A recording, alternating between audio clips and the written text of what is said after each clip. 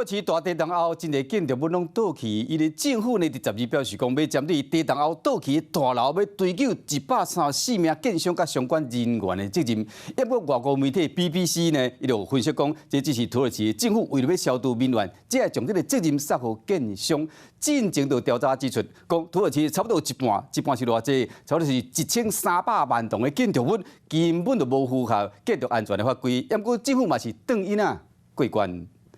大楼的建筑伫咧地震了后，变成是一堆一堆土堆地。土耳其的大地震，互至少有6000栋的建筑就安尼倒落，其中有6栋起无到10栋的老厝嘛倒甲歪哥起错。 Yıkılan binaların yanı sıra sayılarını yüz binlerle ifade edebileceğimiz binada hasarları sebebiyle oturulamaz hale gelmiştir. 针对地震了后放落的大楼，土耳其政府伫12号表示要来追究责任，发出着区票追查134个人，已经至少有12个人去互抓着，阁有2名建商想要逃往乔治亚共和国甲其他国家，伫咧机场去互警方现场甲查落来。 There was something wrong in those buildings and it can be that they weren't designed in line with the code in the first place, or the implementation of the design wasn't done properly. 不过，根据 BBC 的报道，甲建商的工程来比，其实政府的问题也阁较大，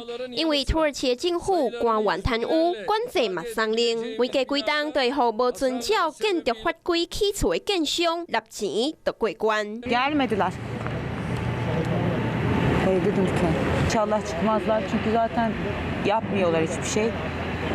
Beklentim hiç yok yani. BBC 认为政府大动作来追究责任，只是为着要消除民怨，才将焦点撒对建商的身躯顶。根据调查，当地有半数超过1300万的建筑根本就无符合建筑安全法规。 Yüz binlerce konutu altyapısı ve üst yapısıyla yeniden inşa edecek, daha doğrusu depremde büyük yıkıma uğrayan şehirlerimizi 土耳其的专家早就警告，政府的做法会伫地震的时阵出问题。